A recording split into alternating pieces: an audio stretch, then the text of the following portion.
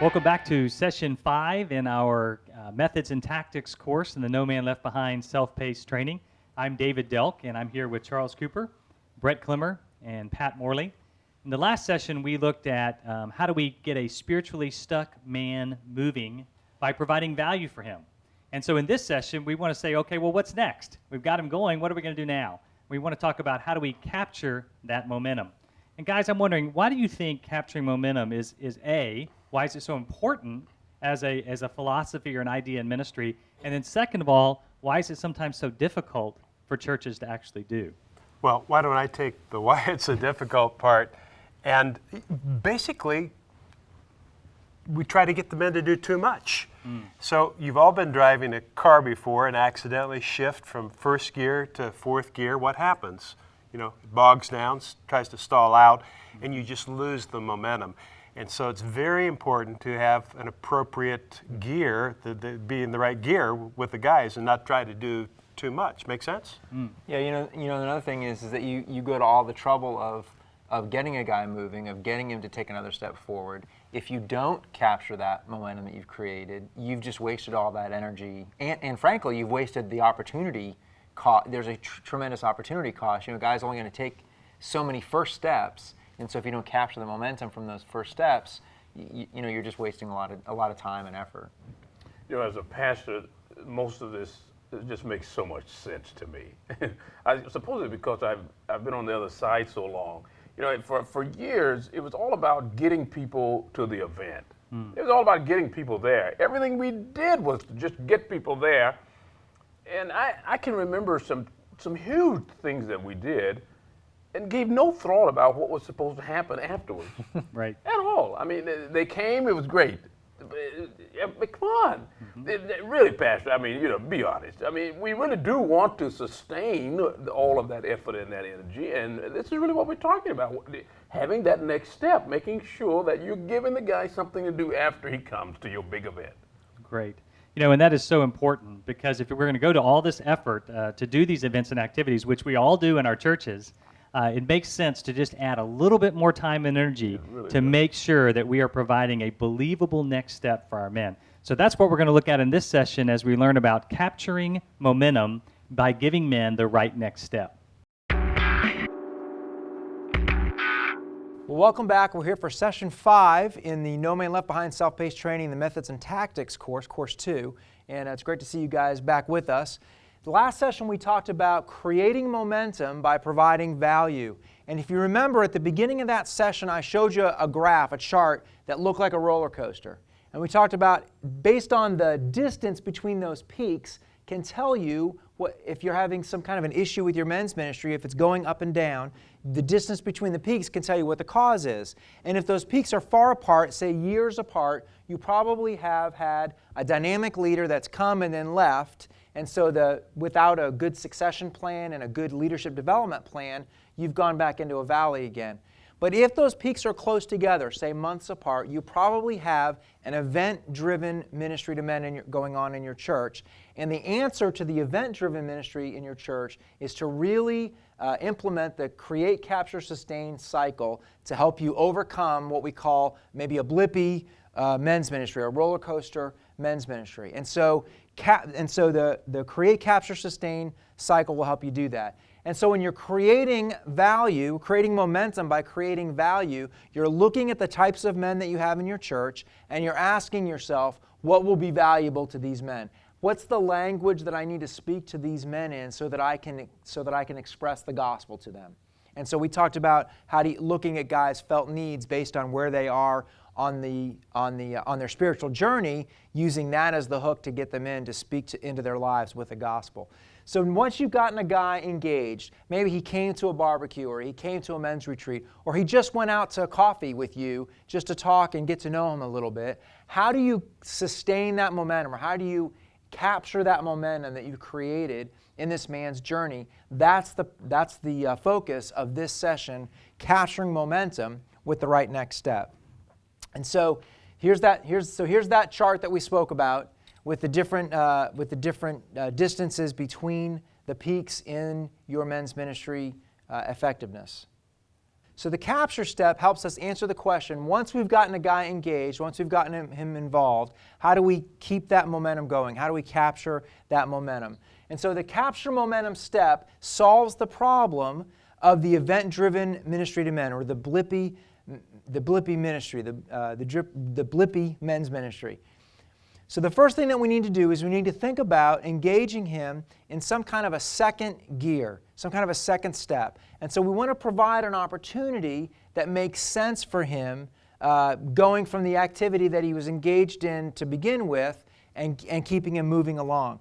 And so we want to look for appropriate next steps, probably going to be short-term next steps. Whatever we're asking him to do after we've created the momentum is that it needs to be believable. It needs to be achievable. Something that a guy that's sitting at lunch with you or at coffee with you and you ask him to do the next thing in his walk, maybe you're asking him to join a small group that you're in. Well, does that make sense? Would it make sense for him to go from having coffee with you to joining your small group?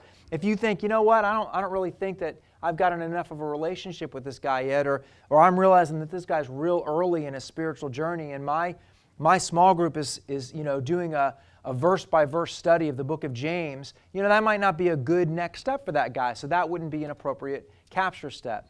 But if I've got some guys at a big men's barbecue, and I'm promoting maybe a mission trip that we have coming up, maybe 4 or 5 months in the future, well, from a men's barbecue to a mission trip might not be an appropriate next step, but maybe at the men's barbecue, we can recruit some guys to help out on a local service project. Maybe there's some families in the church that need some repairs done to their house, some single moms, or maybe there's a Habitat for Humanity house project that you're going to be involved in. And so you say, hey, we just need some guys to sign up for 1 4-hour shift in the next month. That would be an appropriate next step from the men's barbecue to get guys to maybe sign up for a project like that. So how do you make this happen? Well, the big thing is that when a guy comes to one of your activities or engages with you in some way, and you're asking him to take the next step, the biggest key is that before he leaves, he already knows what he's doing next. You're getting an on-site commitment from him that now you've come to this, now this is the next step. Now, that means that on next Saturday at 8 o'clock until noon, you're going to come to this address and you're going to help out for 4 hours at the Habitat House. And you've got his name and he knows that you expect him, and he walks out of that interaction or that activity and he knows what his next step is. One of the biggest mistakes that we make, I think, when we are doing this when we create value, is that we get guys all excited and then we don't show him what the next step is. We might mention it. We might say, hey, isn't this great that we went to this big rally and we're all excited? Hey, there's some small groups in our church. You should join them. That's great, but it doesn't work. We were at an event once. Someone from Man in the Mirror was at an event once, and they did a great job on the event, and they had done these events in the past. They had the guys sit there and listen to a great speaker over the course of a weekend. And then they said, we do this all the time, and we always promote our small groups. And we tell the guys, join the small groups. But we've got the same number of guys in small groups for several years now. We get a whole bunch more men to come out to our big events, but we just can't make the translation into the small groups. And so he said, well, how are you getting guys into the small groups? What's the process that you're using? And I said, it's really great. In the back of the room, we put up sheets of paper on the wall. And on the top of each sheet of paper, it says who the small group sponsor is, when they meet, where they meet, and how many spots they have open in their group. And then we invite guys. We actually have a time that's reserved for this. We ask the guys to get up and go to the back of the room and find a list and put their name on the list.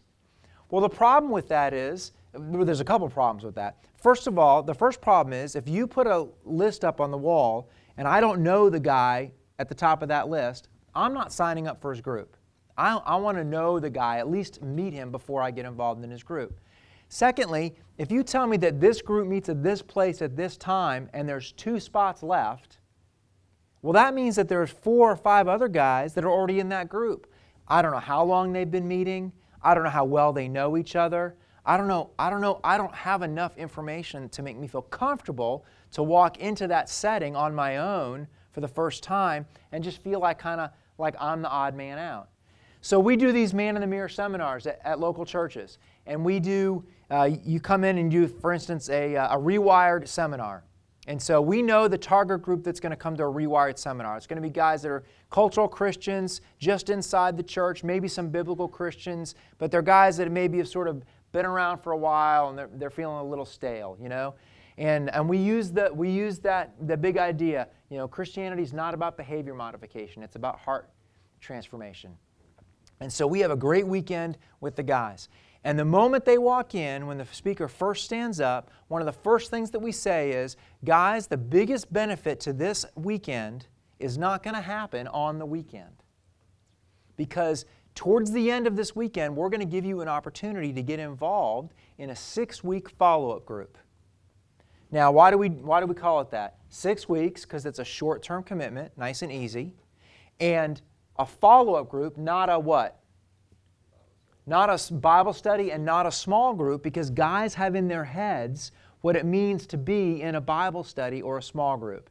And what it means is people getting in my stuff. It means I have to be like, some guys feel like a small group means that like day one I got to sit in there and I got to start confessing sins and next thing I'm going to be, you know, crying and stuff like that. And I don't want to do that, right? A follow-up group. Well, follow-up means that it's based on what I've already just learned in this weekend. So that makes sense. That makes sense to me to go to that next. And then we hold up the book that they're going to use. And we say, all right, here's the follow-up book. Here's the book that we're going to use. There's no homework. You don't have to prepare. Just bring this book. And you know what their favorite thing about this book is? Right? And they look at it and they go, well, it's colorful and it's got pictures of guys on it, not women and men walking hand in hand into the sunset, you know. So, and it's got, you know, kind of cool pictures in it and colorful, and it's thin. And I don't have to do anything, I just have to show up. And a guy thinks, I could do that. I could do that. Because, you know, think about it. They wouldn't be at the event in the first place if they weren't interested in some kind of spiritual thing. I mean, they're at an event in your church. So they know, if you're thinking about the wide, deep continuum, you know, they're far enough along that they've got some kind of spiritual interest, but the level of spiritual interest they have dictates what the best kind of capture step that we offer to them is. So you never want to have any kind of a create value. You don't want to take a guy to breakfast. You don't want to invite a guy to a barbecue. You don't want to have a men's seminar or a men's retreat. You don't want to do anything that creates momentum if you're not ready to show men what the right next step is. It's like, you know, being in Florida in the middle of the summertime and turning on the air conditioning and then throwing the windows open. It just doesn't make any sense. You're going to do all that work to create some interest, and then you're just going to let guys go and not do anything to capture their interest, to capture the momentum, to channel them into that next step. It really wasn't long after I started teaching seminars for Man in the Mirror that I discovered that the most important thing that was going to happen on the weekend was getting men committed to small groups. During those seminars, we try to convince each man attending that he needs to get in a 6-week follow-up. I became utterly convinced of the cruciality of that and made it my business to get every man that attended a seminar that I was teaching to sign up for those 6-week follow-up. And I got very creative about how I would do that, up to and including asking them to lie to me if they had to make that initial commitment. Because I wanted each one of them to experience what I knew would be life-changing if I could just get them to do it. To make the commitment to attend a 6-week follow-up based on what we had talked about on the Friday night and Saturday morning. And those men, even though many of them knew their lives are so busy and there's so many things going on, to know what's going to be happening over the next 6 months, come on. To know what's going to be happening over the next 6 weeks, come on. They knew that was not possible, but at least they were willing to make that commitment. This is one of the benefits of what we practice in terms of what we're preaching, that it really is about the follow-up. It really is about that next step. It really is about letting a man know what's next for him if, in fact, God touches his heart in a radical way at one of our seminars. I think they'll be impactful for you. If you've never tried one, I think you want to try one. I think you're going to see the benefit and the long-term benefits of having a man plugged into a 6-week follow-up. When we get guys into those follow-up groups in the seminars, what we do is we actually have each leader, we've recruited the leaders ahead of time. We've worked with the church to recruit the leaders ahead of time. The speaker will then meet with the leaders before we do the actual group assembly time, and we'll just tell the guys, first of all, we tell them, you can do this. Secondly, we tell them, the material's all done. You're not a teacher. You're just a shepherd. So just, your job is to help every guy get some airtime every week and to gather the guys together. Your job is not to, get out your commentaries and study the material ahead of time. Just, guys don't like that. They don't like to be in groups with know-it-alls. So just be a shepherd. Help the guys get airtime. And then the third thing we have them do is we have them stand up right where they are and they say, my name's John. My group's going to meet at the coffee shop on the corner of 5th and Main at 6 o'clock on Tuesday mornings. And then the next guy stands up and says, my name's Victor, and my group's going to meet at the church on Sunday nights at 8 o'clock. And the next guy stands up and says, my name's Rick. My group's going to meet at my house on Saturday mornings at 7:30 a.m. And where your house is. And then, so all the guys are standing up, and then I look at all the guys and I say, all right, guys, here's what I want you to do. I want you to pick one of those groups, one of those follow-up groups. Even if you're not going to be able to do it, just humor me and pick a group. And then they do what this group is doing right now. They sit there and they stare at me. They do. And I go, no, stand up and go to one of these groups.